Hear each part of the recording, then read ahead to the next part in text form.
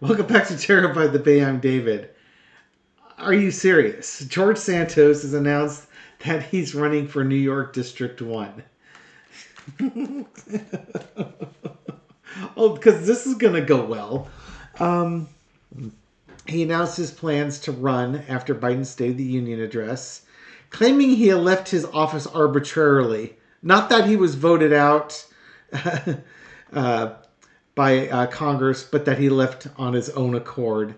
Um, After a lot of prayer and conversation with my friends and family, I'm surprised he didn't say, people come up to me all the time and say, "Sir, Congress was never the same after you left."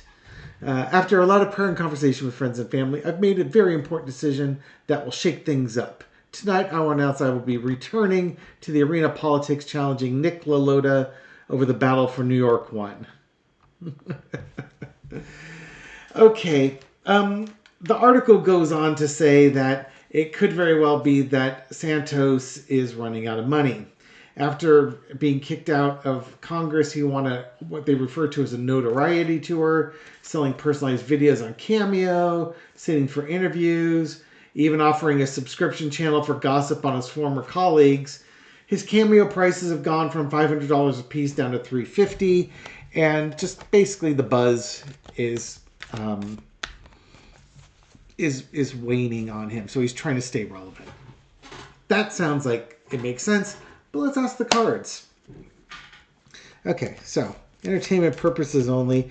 What is the energy around George Santos's announcement that he's running for Congress? Entertainment purposes only. What else can we be with George Santos other than entertained now that he's not in Congress and is mostly irrelevant? Happy days. Remember the good old days when George Santos was representing the Rainbow Coalition in Congress? Yeah, his attempts at a gay icon also didn't seem to really pan out there. I think he's just... he might be cuckoo for Cocoa Puffs. Well, I know he's cuckoo for Cocoa Puffs. But he probably has convinced himself that when he was in office, everything was, sunshine and rainbows and everybody was happy. Knight of Wands. So it's a progression of what's going on. Oh, God. I think he is cuckoo for Cocoa Puffs. I was about to say, because I was saying this is a progression, and the thought was coming, are we talking a health-related progression? It's funny how this guy, also mimics Trump in so many ways, and you've got the moon card underneath here. And I don't think the moon card is necessarily, we don't know why he's doing it, or he doesn't know why he's doing it. This is also, howling at the moon, crazy type stuff. So it's almost like he's convinced himself that he's beloved and celebrated in New York as a congressman, and he wants to get back there. But what's really happening is that there's a progression going on mentally with him. And it's like an insanity that is spreading, and it's underlying everything that he does. To say this guy has mental health issues is a giant understatement. Okay. In the past, the Ace of Wands. I don't know how he hit on the idea while he was on the run for fraud in Brazil, to run for election in New York and be a congressman and expect that nothing bad would happen out of that, or to try and bilk a bunch of donors out of a bunch of money. But, that's what he did, and those were good times for him. This is also those great financial times for Santos, and he wants some more of that. But again, his guy's crazy. He be crazy.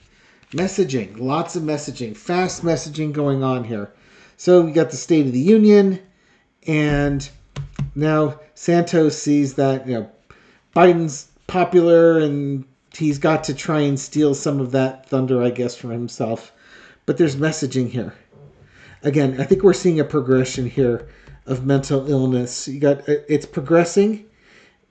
It's like if this was representing mental illness for him, normally I would have swords for that, but it's like in the past it got started, like something happened and it triggered, and it's moving quickly. It's like this delusion that he has, megalomania almost. The cameo, and I think the cameo and stuff like that feeds this delusion, because he felt like he had popularity there for a while. He got a taste of it, and he wants it back. Yeah, exactly. He wants it back. He's a star, and his star is fading, and he can sense his star is fading, and he's trying desperately to hold on to it. He's trying to hold on to the past when everything was great. Remember when everything was great when I was in Congress? It's that sort of thing. It's like he's completely forgotten that he's a corrupt individual. He just knows what's good for him. Out comes the Hermit card. Yeah, he's gonna do it. This isn't just, to me, this isn't just him announcing it. This is him planning on going through with it. Because in his mind, he's a star. But he's also crazy. So, if they ever required psych evaluations on politicians before they run, and they would be disqualified if they're not sane, he would never be able to run, because he will never be found as sane. No siree. His kind of crazy is entertaining if he's not in your direct orbit.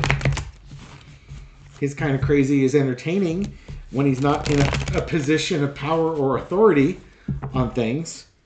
He'd be entertaining if he was a character on a television sitcom. Kind of the outrageous gay drag queen con man type character that's getting over on people. But not so funny when it's a character that you have to deal with. Okay. What's Santos' next step with his campaign? What's he planning on doing next? Or more to the point, what's the likelihood that he actually could win a primary against a Republican? How's the public going to take to George Santos in an election bid? Five of Swords. I came up with a new term for this card. Ego, ergo, you go. His ego is such that it's all about him, therefore everybody else has to leave. Ego, ergo, you go. No, I don't think the folks in New York I don't think they're ready for round 2 of this guy. It's like, oh, we remember who you were. Did you think we forgot? Yeah, they're going to 2 5s. How things have changed for him. 5s are like transition cards. I left voluntarily, arbitrarily. No, you got kicked out. We did not forget for a second that your ass got kicked out. Even if he's trying to reinvent himself. But again, here we go. It's, why is he doing it? He wants money. He's reinventing himself as a conservative champion. He needs money, is what he needs. And he's in some real hot water here because there's 31 felony counts or so against him. And he's looking at going to prison. He may not even make it. He might be imprisoned by the time the election comes around. And I don't know if it's for this election. I have to look and see when New York is actually holding their primaries. I should look that up now, because I'm assuming it's got to be for this election season. And we're back. April 2nd. So he's got, what, 4 weeks? Does he have his paperwork put in? Does he have the signatures he needs to be on the ballot? Shouldn't his name have already been turned in? Oh, God, this guy's crazy. He is cray-cray.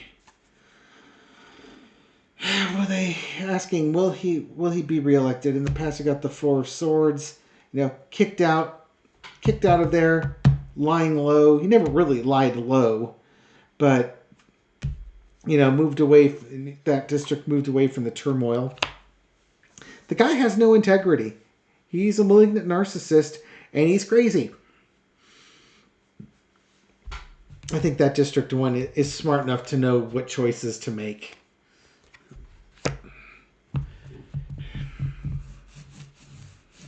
Going forward with messages, but we get the Page of Pentacles and the Knight of Pentacles. He's going to try and go with his messages. It can't be for this upcoming election. There's no time to do everything. It's got to be for the next one. Of course, he may not know that. I mean, he's George Santos. He's already been a congressman. He should just be in there.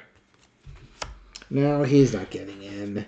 Too many people remember who this guy was. He's delusional.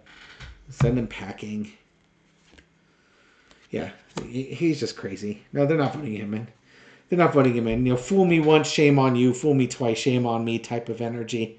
He doesn't represent their values. He's crazy. Just go away already. We liked you better when you went away type of thing. And you didn't go voluntarily. They had to kick you out because you wouldn't leave voluntarily. And he's nuttier than a fruitcake. Immature emotions, immature with money. It's funny. Part of this, it really is about money, but part of it's about just his ego. It's like he's created this fantasy world where, just like Trump, he's created this fantasy world where he's beloved and does everything wonderful and everything like that. And it's like he's completely forgotten, or he has conveniently forgotten about all the crimes that he's committed and all the people he's deported. Okay. Describe George Santos' mental state for me currently. Describe George Santos' mental state. We'll do a little four-carder on his mental state.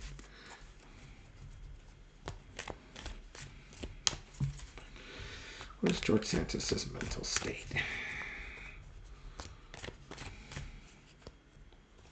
Stay on top. Okay. Well, let's see what Spirit's got for us here. Yeah, he's worried. Just like Trump, he's worried about his court cases. He's got all these court cases coming up. And it's almost like this is a distraction. This kind of gets him out of the worried mindset that he's in by trying to manifest something else. It'd be funny. Oh, you can't take me to trial because, Judge, you can't put me to trial. I'm running for political office. Something crazy like that. King of Wands, he's worried, this is the DA coming after him. This is the Justice Department coming after him. He's running out of money. Yeah, he ran out of money. And he doesn't know where to get it. And the way he's been getting it is his cash flow is decreasing. And it's going to continue. He's going to continue to hemorrhage money. He's got to spend money on lawyers for this legal case coming up. It's just a grinding thing. Going to court is really, really expensive. It's one of those things in Queen of Cups underneath this, it's not keeping his emotions in check. He's just, the low energy of the Queen of Cups is just a drama queen. And that's pretty much what he is. It's something to complete that thought. It's something we, as non-felons and folks that don't try to break the law every day, you look at these guys that get away with, they do all these crimes and they get away with it. But one of the things that's not discussed, or even the ones that fight it and are found not guilty, they don't talk about how much money it costs to do all this. It's one thing, you don't feel so bad when it's, again, George Santos and he's bilking people and committing fraud and, faking signatures on people's credit cards and stuff like that. He's just a crook. And if his legal fees cost a lot of money, well, bummer for you. You deserve it. But if somebody got wrapped up in this and they were innocent, they have to spend a lot of money to lawyer up and defend themselves, which is one of the things that folks in the White House were running into as a problem in the Trump administration when, like the January 6th committee was having all these people come in for interviews. These poor folks have to go get lawyers because, you're going before Congress. You're being subpoenaed. You're going before Congress. You're under oath. You better have a lawyer there so that you don't accidentally say something that implies you in a bigger conspiracy. So these poor slobs that are working government jobs, not exactly the highest paying things in the world, as government workers might attest to, all of a sudden they've got all these unexpected legal bills they're going to have to pay. Now, hopefully it's only for a few days, but still, at the rates lawyers get paid, that could be a few $1,000s to several $1,000s. That's a significant amount of coin if you're not, like, on the other hand, taking bribes and committing felonies to self-enrich yourself. That was redundant. Anyway, it's just one of those things we don't discuss too much. I think I'm going to leave it here. Santos is a clown. He's not serious-minded. He's not going anywhere. And he's got a whole lot of court cases that he's going to have to face really, really soon. And the guy's just hemorrhaging cash faster than he can earn it. And so he's trying to generate some buzz. But I also think he's kind of cuckoo for Cocoa Puffs. And he might actually think that he's got a chance at doing this. Psychology is a really interesting thing. Anyways, thank you for watching this video and supporting my channel. I appreciate it. Thank you for your likes and your shares, your comments, everything you do to help feed the YouTube algorithm so that my video makes it out to a wider audience. To folks just discovering this channel recently for the first time, welcome. I hope you found this reading insightful, and I'll catch you on the next one. Take care.